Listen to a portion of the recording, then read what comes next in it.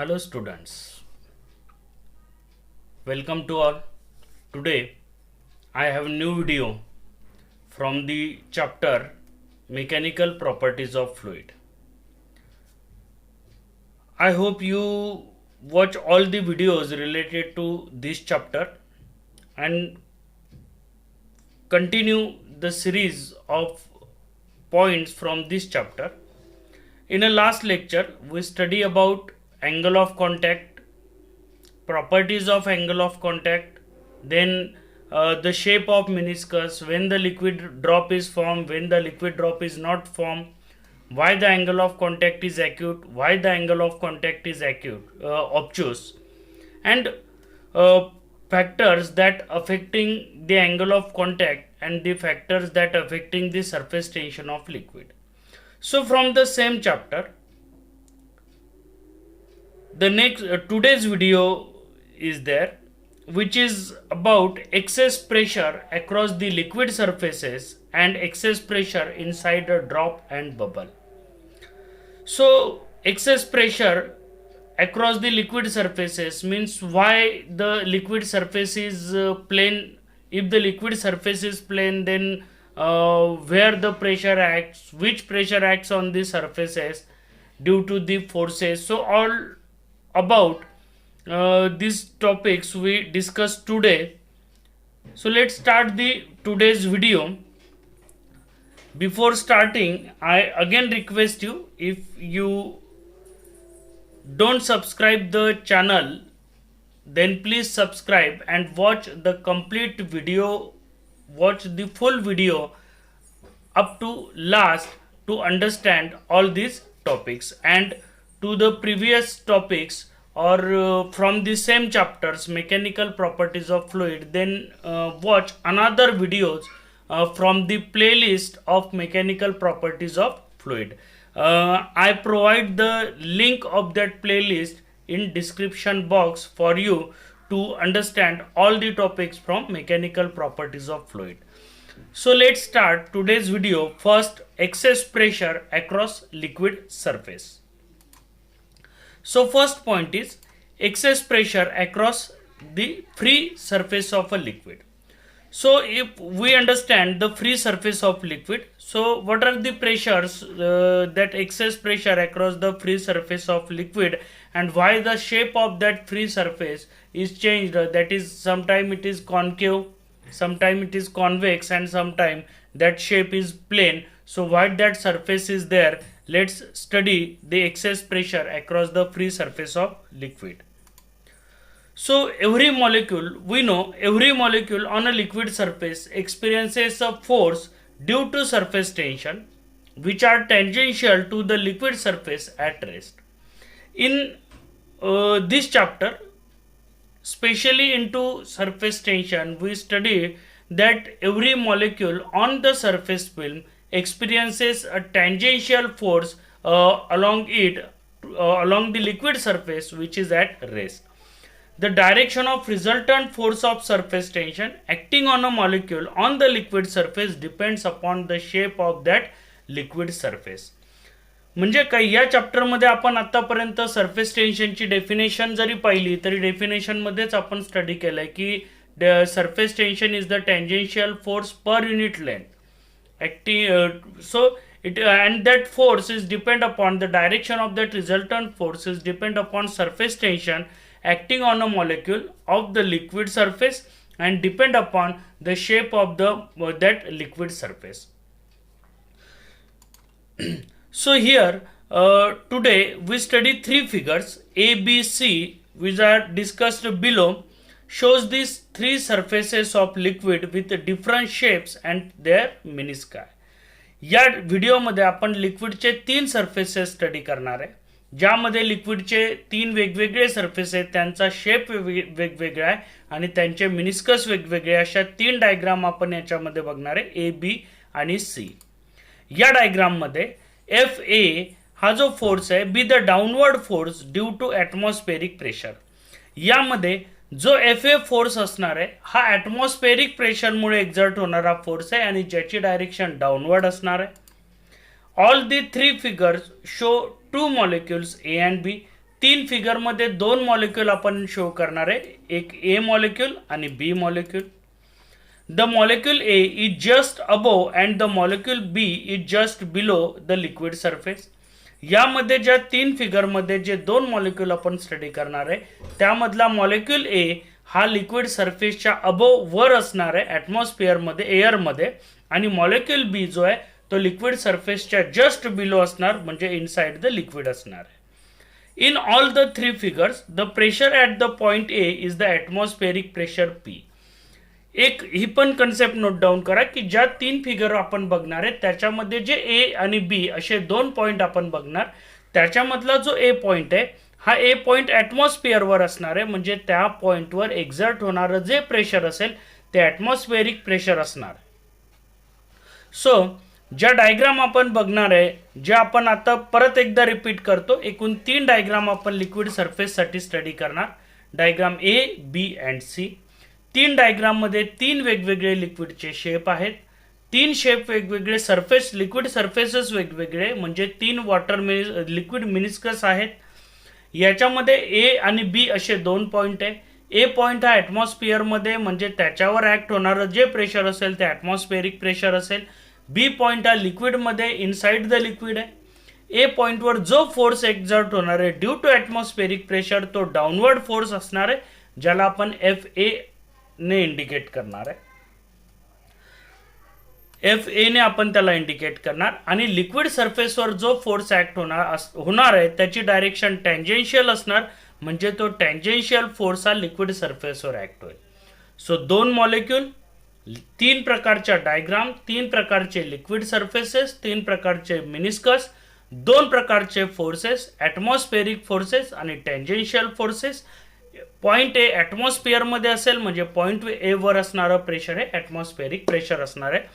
तर चला मग स्टडी करूया लिक्विडचे तीन वेगवेगळे सरफेसेस तीन डायग्राममध्ये ए, बी आणि सी.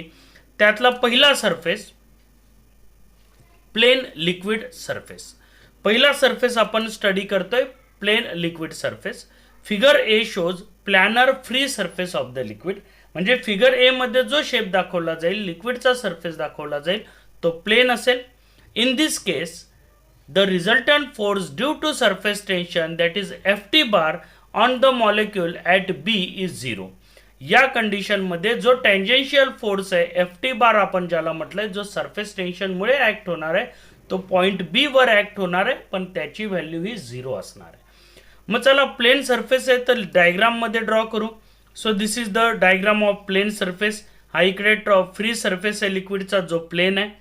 दोन मॉलिक्यूल आपण कन्सिडर करणार आहे, त्यातला मॉलिक्यूल ए जो लिक्विडच्या वर असणार आहे, मॉलिक्यूल बी जो just below the free surface of liquid and inside the liquid असणार, बरोबर. ए मॉलिक्यूलवर जो फोर्स ॲक्ट होणार त्याला आपण म्हटलंय ॲटमॉस्फेरिक फोर्स, आणि टँजेन्शियल फोर्स जो सरफेस टेन्शनमुळे ॲक्ट होईल तो कोणता आहे, Ft बार आहे. आणि या ठिकाणी म्हटल्याप्रमाणे Ft बार हा कसा आहे, 0 आहे. The force Fa bar that is force due to atmospheric pressure itself decides the pressure and the pressure at A and B is the same. कारण बघा प्लेन सरफेस आहे, प्लेन सरफेस आहे याचा अर्थ काय की ए वर आणि बी वर जो काय प्रेशर एक्झर्ट होईल ते प्रेशर इक्वल आहे, म्हणून हे फोर्स सेम आहे. मग या बी वर ॲक्ट होणारा फोर्स तर 0 आहे, म्हणजे बी वर कुठलाही सरफेस टेन्शनमुळे फोर्स ॲक्ट होणार नाही. मग प्लेन सरफेस आहे म्हणजे pressure at A and B is, म्हणजे जे pressure at A and B is same.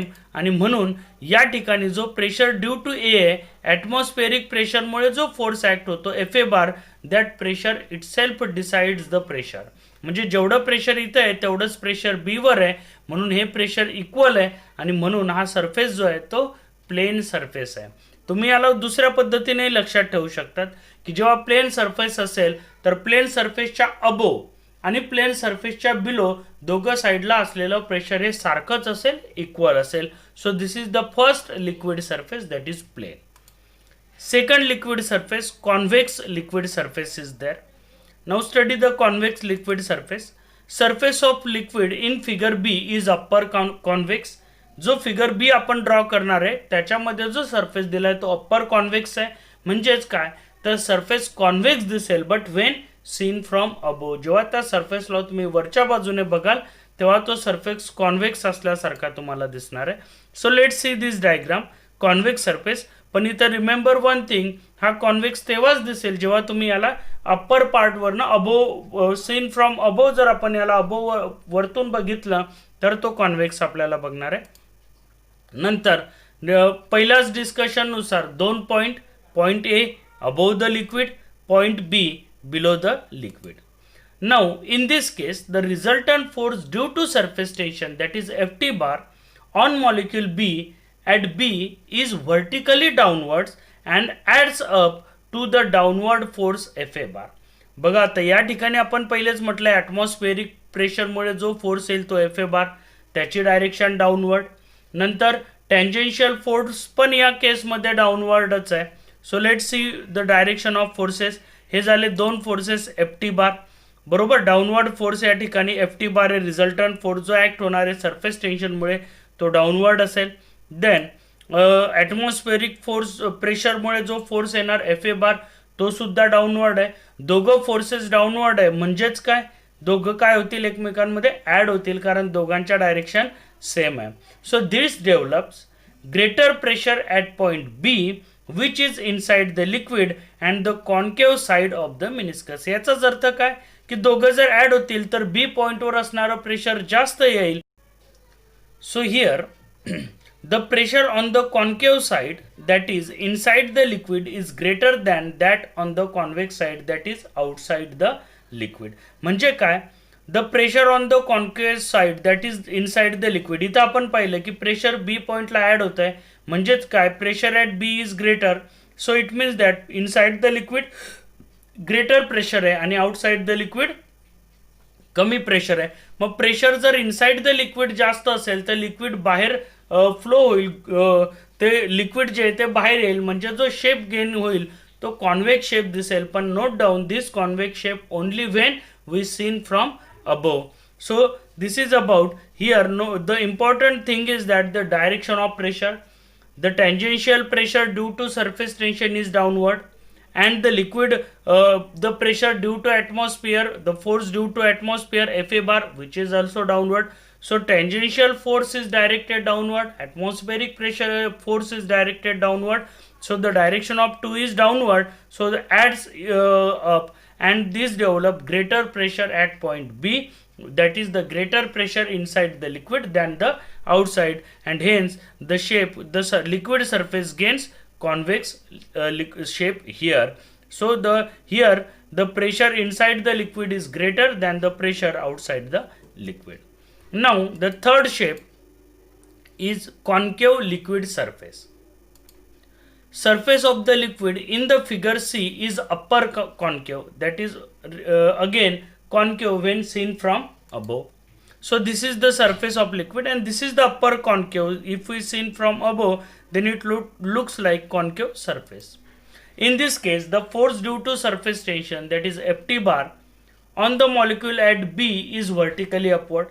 या केसमध्ये जो सरफेस टेन्शनमुळे फोर्स आहे टँजेन्शियल फोर्स ज्याला आपण Ft बार म्हटलंय तो व्हर्टिकली अपवर्ड आहे. अँड ॲटमॉस्फेरिक फोर्स जो आहे ॲटमॉस्फेरिक प्रेशरमुळे जो फोर्स येतो Fa बार तो डाऊनवर्ड आहे. म्हणजेच काय, दोघं अपोजिट डायरेक्शनमध्ये. So this is the direction of Fa bar on molecule A. Then molecule B is inside the liquid and the tangential force is upward. The resultant of these two forces is upward. So these two are opposite to each other. Forces Fa bar and Ft bar thus act in opposite direction. Means the resultant of two is the difference between two. Therefore, the net downward force responsible for pressure B is less than Fa bar. It means that Fb. So here the force due to B, that is Ft bar, is less and Fa bar is more. This develops a lesser pressure at point B which is inside the liquid and on the convex side of the meniscus. Thus the pressure on the concave side, that is outside the liquid, is greater than that of the convex side, that is inside the liquid. See here जर तुम्ही वाचलं तर confusion होऊ शकेल, त्याकरता व्यवस्थित read करा कारण लास्ट टॉपिकमध्येही सेम एक्सप्लेनेशन आहे, त्यातही कन्फ्युजन होण्याचे चान्सेस आहे. म्हणून हे परत एकदा व्यवस्थित डायग्रामनुसार समजावून देतो. बघा इथं म्हटलंय this develops lesser pressure at point B. यात काही अडचण नाही. पॉईंट बी ला कमी प्रेशर डेव्हलप होते which is inside the liquid and on the convex side of the meniscus. इथं कन्फ्युजन होऊ शकेल. इथं कॉन्केव्ह म्हटलंय आणि इथं कॉन्व्हेक्स साइड म्हटलंय, पण ही कॉन्व्हेक्स साइड कोणाची आहे? मिनिस्कसची. या मिनिस्कसची जर मी कॉन्व्हेक्स साइड म्हटली तर ही डाऊनवर्ड खालची बाजू येईल, लोअर साइड येईल. आणि लोअर साइड म्हणजे कोणती? तर इनसाइड द लिक्विड आहे, जिथं प्रेशर काय? लेस प्रेशर आहे, म्हणून म्हटलंय on the convex side of the meniscus. पुढे म्हटलंय दस the pressure on the concave side that is, या मिनिस्कसची कॉन्केव्ह साइड कोणती? ही अप्पर साइड आहे, जी आउटसाइड द लिक्विड आहे, म्हणून तिथं कसं आहे? जास्त आहे. So is greater than that on the convex side. Convex side lower साइडचं प्रेशर कमी आहे, कॉन्केव्ह साइड आउटसाइडचं प्रेशर जास्त आहे.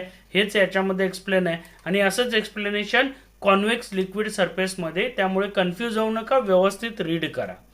So the pressure on concave side that is outside the liquid is greater than the convex side. म्हणजे वरचं आउटसाइडचं pressure greater असेल तर तो जो सरफेस आहे तो प्रेस होईल, आणि प्रेस झाला तर जो प्लेन सरफेस आहे प्रेस केला तर तो खाली दाबला जाईल आणि याप्रमाणे शेप गेन करेल. So this is about the concave liquid surface. म्हणजे काय? कॉन्केव्ह असेल तर अपवर्ड प्रेशर जास्त, कॉन्व्हेक्स असेल तर डाऊनवर्ड प्रेशर जास्त. पण कॉन्केव्ह काय? Liquid surface. कॉन्व्हेक्स काय? Liquid surface, not the meniscus. Meniscus वेगळं असेल. लिक्विड सरफेस कॉन्केव्ह असेल तर मिनिस्कसची लोअर बाजू कॉन्व्हेक्स येईल, अप्पर साइड कॉन्केव्ह येईल. जर लिक्विड सरफेस कॉन्व्हेक्स असेल तर कॉन्व्हेक्सची लोअर साइड, म्हणजे जर तुम्ही मिनिस्कसची लिक्विडची बाजू पाहिली, लिक्विडचा रिजन पाहिला तर तो वेगळा येईल आणि एअर मधला रिजन हा वेगळा येईल. So let's take next topic. Now next is explanation of formation of drop and bubble. परत एकदा जे महाराष्ट्र स्टेट बोर्डमध्ये 12वीची परीक्षा देणारे बोर्ड एक्झाममध्ये हाही टॉपिक महत्त्वाचा आहे, कारण 3 ते 4 मार्कांसाठी आतापर्यंत हा क्वेश्चन विचारला गेला आहे. क्वेश्चन 2 प्रकारे स्टडी होतो. ड्रॉपसाठी वेगळा आहे, बबलसाठी वेगळा आहे. ड्रॉपसाठीचं एक्सप्लेनेशन आपण डिटेलमध्ये बघणार आहे आणि त्यावरनं बबलसाठीचं शॉर्टकटमध्ये लिहिणार आहे. त्याच्यामुळे ड्रॉपचं पहिल्यांदा स्टडी करून घ्या, व्यवस्थित समजून घ्या. त्याच्यावरनं बबलचं कसं लिहायचं, छोटेसे चेंजेस केले तर बबलसाठीचं लिहिता येईल. जर स्पेशली फॉर बबल विचारलं गेलं तर पहिल्यापासूनही तुम्ही लिहू शकतात. त्यामुळे त्याच्यामध्ये कुठे चेंजेस करायचे हे या टॉपिक नंतर मी सांगेल. त्याकरता ड्रॉपसाठीचं व्यवस्थित समजून घ्या. बबलसाठी कुठे चेंजेस करायचे हे तुमच्याही लक्षात येईल. So first, explanation for formation of drop and bubble. Liquid drops and small bubbles are spherical in shape because the forces of surface tension dominate the gravitational forces. Drop आणि small bubbles यांचा shape हा spherical असतो. कशामुळे? कारण forces of surface tension dominate the gravitational force. Gravitational फोर्सेसला surface टेन्शनचे forces dominate करतात. These forces always try to minimize the surface area of the liquid. बघा, जे सरफेस टेन्शनचे फोर्सेस आहेत ते always try to minimise the surface area of the liquid. जो लिक्विडचा सरफेस एरिया आहे तो मिनिमाइज करण्याचा प्रयत्न करतात, ऑलवेज मिनिमाइज करण्याचा प्रयत्न करतील. पण इतकं मिनिमाइज होणार नाही की ड्रॉपच फॉर्म होणार नाही. ड्रॉपचा शेप गेन होईल, इथपर्यंतच ते मिनिमाइज करू शकतात. A bubble or drop does not collapse. See, this is important. A bubble or drop does not collapse because the resultant of external pressure and the forces of surface tension is smaller than the pressure inside a bubble or inside a liquid drop. जरी surface टेन्शनची किंवा एखाद्या सरफेसची property आहे की they try to minimise the surface area of liquid, तरी bubble किंवा drop collapse होत नाही. पूर्ण तो मिनिमाइज म्हणजे पूर्ण काही कोलॅप्स होऊ शकत नाही, कारण इनसाइड मधलं प्रेशर हे आउटसाइडच्या प्रेशरपेक्षा नेहमी जास्त असेल, म्हणून तो पूर्ण कोलॅप्स होणार नाही. सम शेप तो gain करेलच.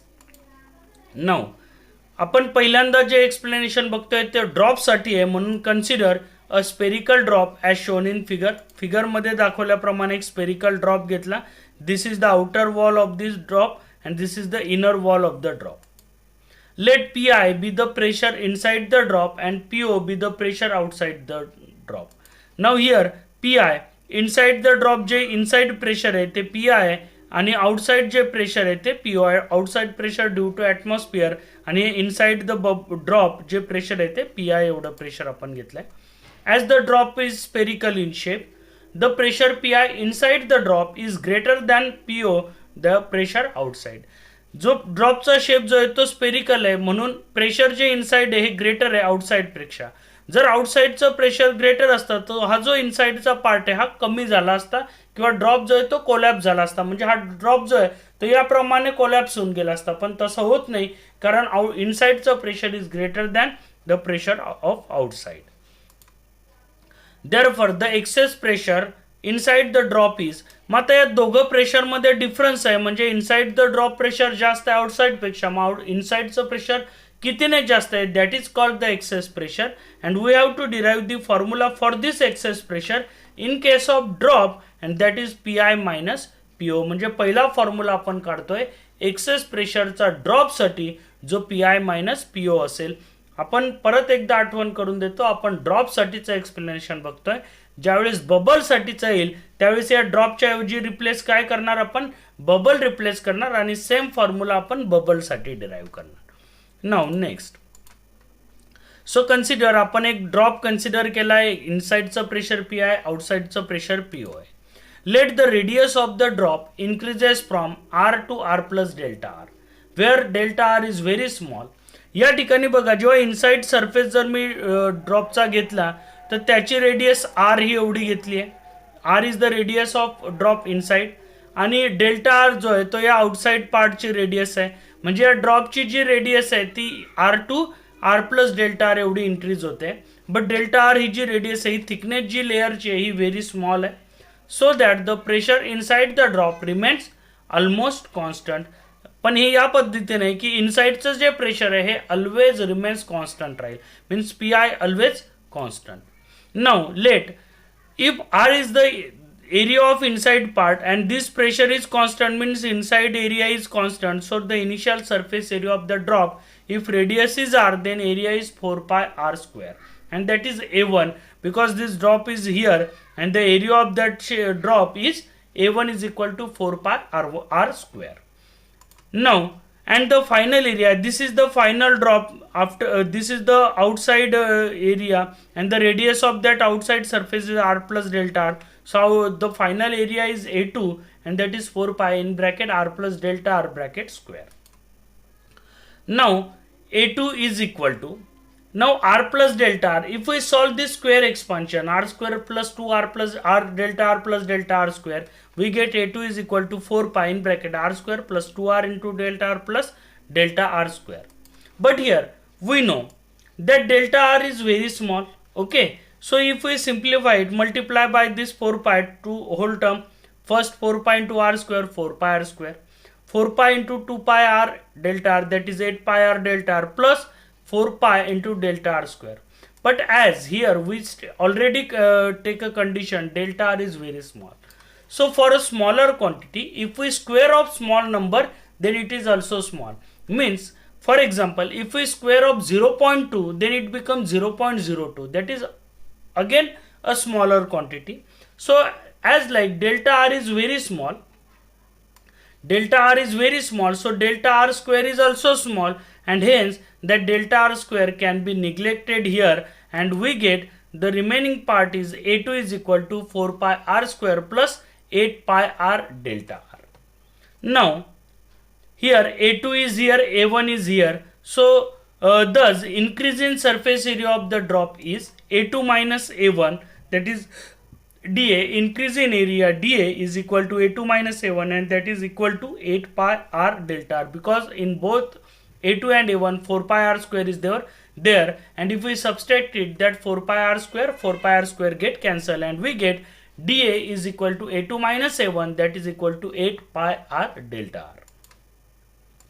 So work done in increasing the surface area by dA is stored as excess surface energy. So if the area is increased by dA, then to increase the area by dA, some work is there and that work done is excess surface energy, and we know the formula for work is dW is equal to T into dA.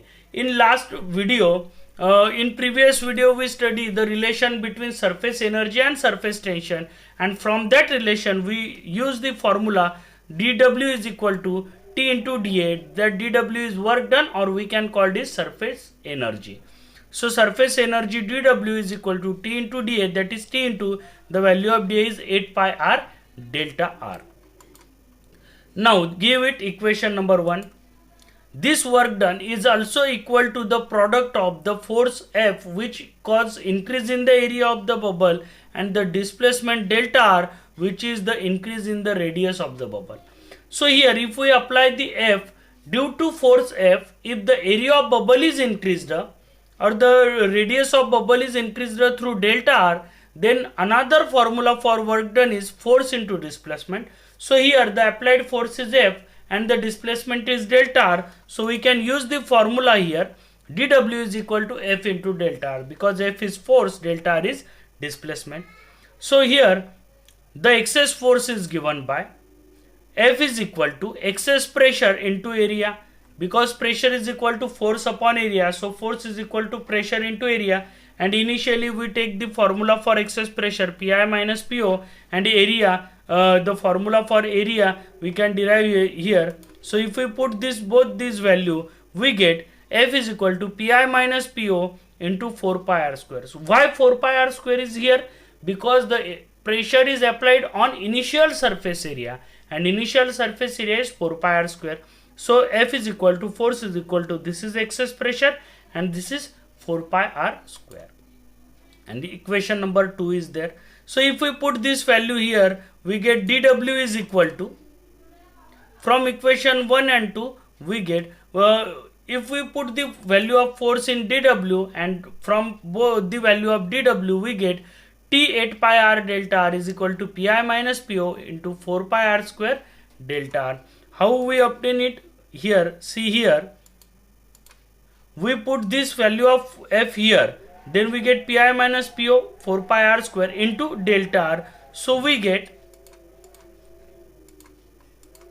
8 pi r delta r is equal to Pi minus Po 4 pi r square delta r square. So from this some similar quantities get cancelled, and we get Pi minus Po is equal to 2T upon r. So this is the equation, gives excess pressure inside a drop. Okay, this is called Laplace's law of spherical membrane in case of drop, in case of soap bubble. Now this is the formula for excess pressure in case of drop. Now if the formula is asked for pressure, then some steps are changed. So what we have to change here, let's see. In case of soap bubble, there are two free surfaces in contact with air. In case of drop, only one surface which is in contact with air. But in case of bubble, there are two surfaces which are in contact with drop, that in contact with air, the inner surface and the outer surface.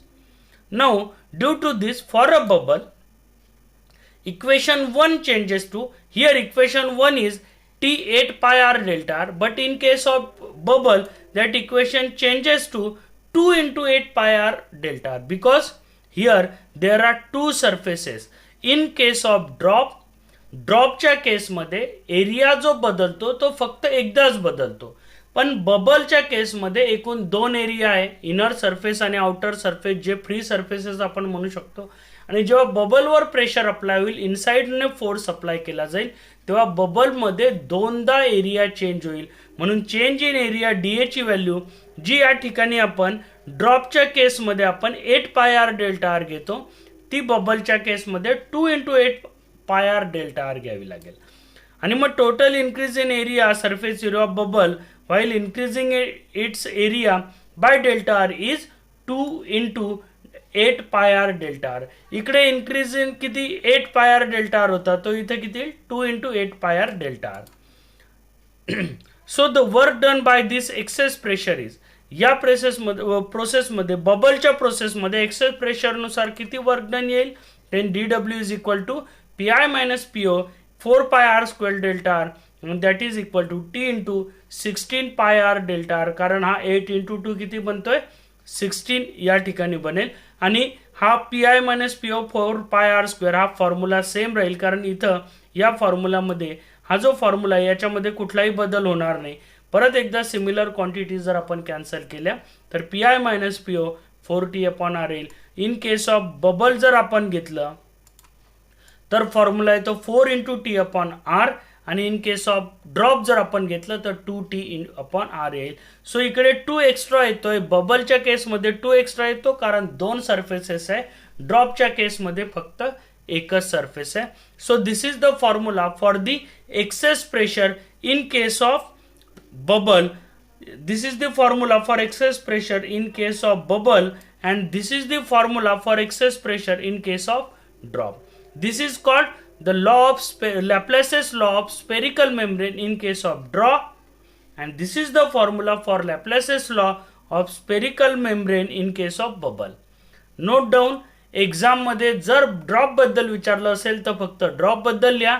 जर bubble बद्दल विचारलं तर bubble बद्दल लिहिता येईल. किती मार्कांसाठी विचारलाय त्यानुसार विचारला जाईल. येणारा क्वेश्चन एक्सेस प्रेशर नुसार पण येऊ शकतो किंवा spherical Laplace's law of spherical membrane असं जरी विचारलं गेलं तरी हाच टॉपिक असणार आहे. सो छोटं 3 टॉपिक आपण मेजरली 2च टॉपिक आपण बघितले. महत्त्वाचा प्रश्न excess pressure inside the drop आणि इनसाइड बबल आहे. व्हिडिओ पूर्ण बघा, समजून घ्या, नोट्स तयार करा, रजिस्टरमध्ये लिहा. लिहिल्याशिवाय समजणार नाही. नाही समजला पहिल्या याच्यात तर व्हिडिओ परत बघा. आवडला व्हिडिओ तर लाईक करा. चॅनलला सबस्क्राईब केलेलं नसेल तर सबस्क्राईब करा. पुढच्या पार्टवर लवकरच नवीन व्हिडिओ सेम टॉपिक वरून घेऊन येईल. या मेकॅनिकल प्रॉपर्टीज ऑफ फ्लुइड मधले पूर्ण व्हिडिओ जर बघायचे असतील तर चॅनलला जाऊन, channel new vision physics academy या चॅनलला जाऊन मेकॅनिकल प्रॉपर्टीज ऑफ फ्लुइड या प्लेलिस्टवर बघा. मेकॅनिकल प्रॉपर्टीज ऑफ फ्लुइड मधले सगळे व्हिडिओ तुम्हाला त्यामध्ये दिसतील. परत एकदा अभ्यास करा, व्हिडिओ बघा, नोट्स बनवा. समजलं नाही तर विचारा. थँक्यू.